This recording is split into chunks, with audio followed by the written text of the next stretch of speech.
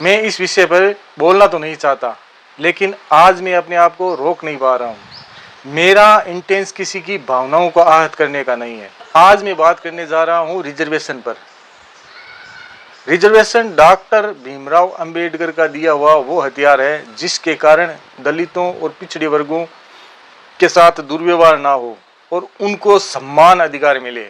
ये हमारी वर्ण व्यवस्था बहुत ही खूबसूरत तरीके से पिरोई हुई थी, लेकिन अतीत में दलितों और पिछड़े वर्गों के साथ बहुत ही अत्याचार हुआ है।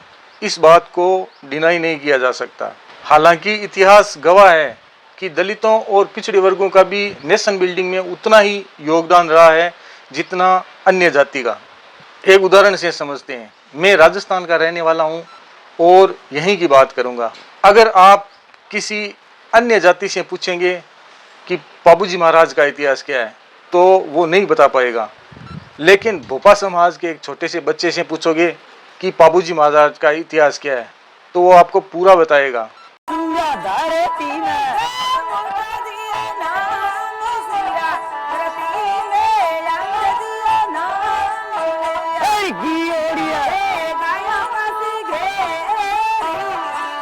ठीक वैसे ही नाइक और मेघवाल समाज के लोग गोगोजी महाराज की पूरी हिस्ट्री बताएंगे। तेजोजी महाराज का इतिहास जानना है तो जाट समाज के पास में जाइए, पूरा आपको बताएंगे। ये बात भी सही है कि इनको पिछड़ा रखने में भी अपने ही लोग थे, इनको पढ़ने लिखने नहीं दिया गया। फिर भी अपने गीतों में, अपनी कहानियों में और अपनी कला में राजस्थान के इस गौरवशाली इतिहास को इन लोगों ने जिंदा रखा है।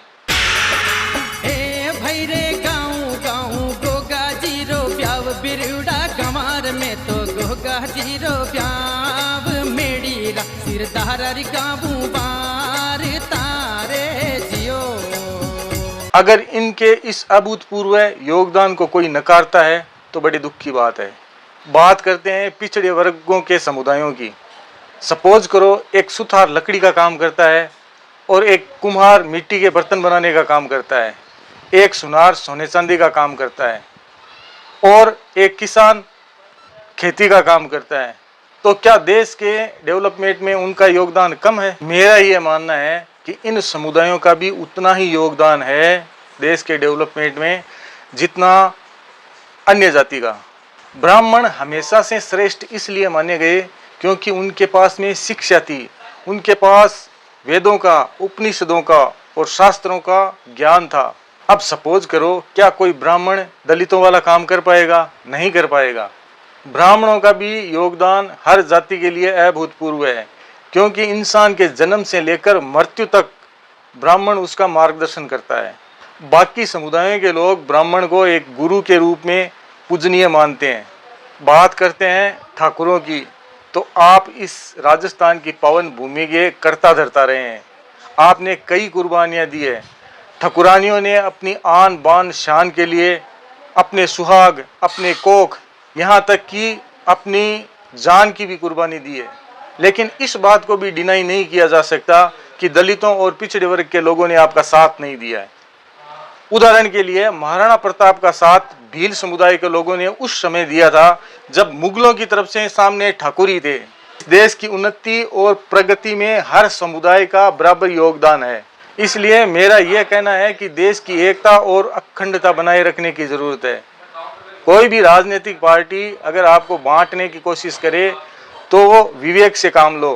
देश प्रगति की ओर आगे बढ़ रहा है और हर समुदाय को इस प्रगति में अपना योगदान देने की जरूरत है। रिजर्वेशन के नाम पर देश की एकता और अखंडता को तोड़ने की कोशिश हो रही है, ये बात समझनी चाहिए।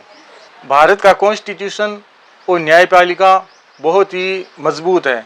अगर रिजर्वेशन के कारण किसी के साथ में दुर्व्यवहार हो रहा है, किसी के साथ में अत्याचार हो रहा है, तो कानून का सहारा लें, न्यायपालिका जाएं। इस मुद्दे को वहीं सोल्व करना चाहिए। सीजेपी जैसे प्रोटेस्ट की तरह देश की सार्वजनिक व्यवस्था को हानि ना पहुंचाएं और देश की संपत्ति को भी नुकसान ना पहुंचाएं। जय हिंद, वंदे मातरम।